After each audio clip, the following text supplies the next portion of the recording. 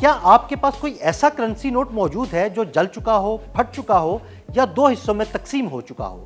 اگر ہاں تو پریشان ہونے کی ضرورت نہیں۔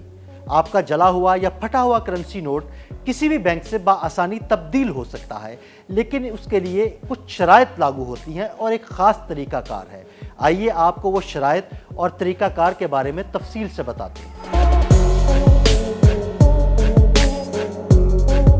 کاغذ کے کرنسی نوٹوں کے پھٹنے یا جلنے کے اکثر واقعات سامنے آتے ہیں، جس کے بعد ان جلے یا پھٹے ہوئے نوٹوں کو اکثر یہ سمجھ کر پھینک دیا جاتا ہے کہ اب یہ اپنی اصل مالیت کھو چکے ہیں اور انہیں پاس رکھنے کا کوئی فائدہ نہیں۔ اگر آپ بھی ایسا کرنے والے ہیں تو ٹھہریں، ایسے کرنسی نوٹ بآسانی تبدیل کرائے جا سکتے ہیں۔ اس کے لیے آپ کو بس اتنا کرنا ہے کہ کسی بھی بینک جائیں اور وہاں جا کر نوٹ کی تبدیلی کی درخواست دیں۔ اگر نوٹ کئی حصوں میں بٹا ہوا ہے تو اس نوٹ کے سارے ٹکڑے اپنے ساتھ لائیں تاکہ تصدیق ہو سکے کہ یہ ایک ہی نوٹ ہے۔ اگر کرنسی نوٹ 50 روپے مالیت تک کا ہے اور اس کا آدھے سے زیادہ یعنی 50% سے زائد حصہ موجود ہے تو آپ کو اس کی پوری مالیت ملے گی۔ اگر نوٹ 50 روپے مالیت سے زائد کا ہے اور اس کا 80% حصہ موجود ہے تو آپ کو پوری رقم ملے گی۔ اگر نوٹ کا حصہ 40% تک ہے تو آپ کو آدھی رقم ملے گی، اور اگر نوٹ کا حصہ 40% سے کم ہے تو آپ کو اس کی کوئی رقم نہیں ملے گی۔ جان بوجھ کر پھاڑے یا کاٹے گئے نوٹ قابل تبدیلی نہیں۔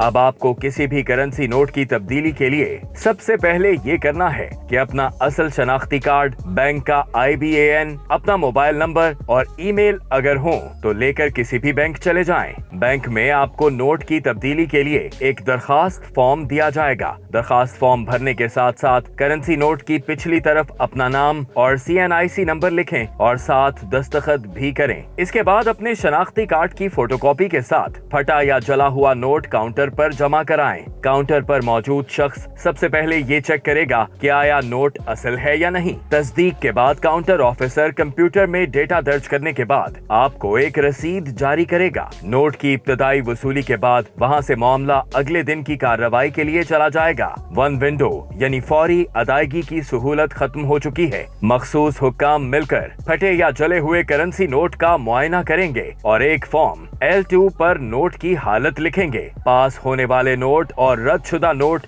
دونوں کا ریکارڈ سسٹم میں رکھا جاتا ہے۔ اگر رد ہو تو وجہ واضح لکھنی ہوتی ہے اور کسٹمر کو اس بارے میں مطلع کیا جاتا ہے۔ اگر آپ کا دیا ہوا نوٹ بینک کے تبدیلی کے معیار پر پورا اترتا ہو تو اس کی پاس ہونے والی رقم عام طور پر ڈائریکٹ کریڈٹ RTGS کے ذریعے کسٹمر کے بینک اکاؤنٹ میں بھیج دی جاتی ہے۔ اس لیے IBAN ضروری ہے۔ عام طور پر کلیم کیس کی ادائیگی 2 ورکنگ دنوں کے اندر مکمل کر لی جاتی ہے۔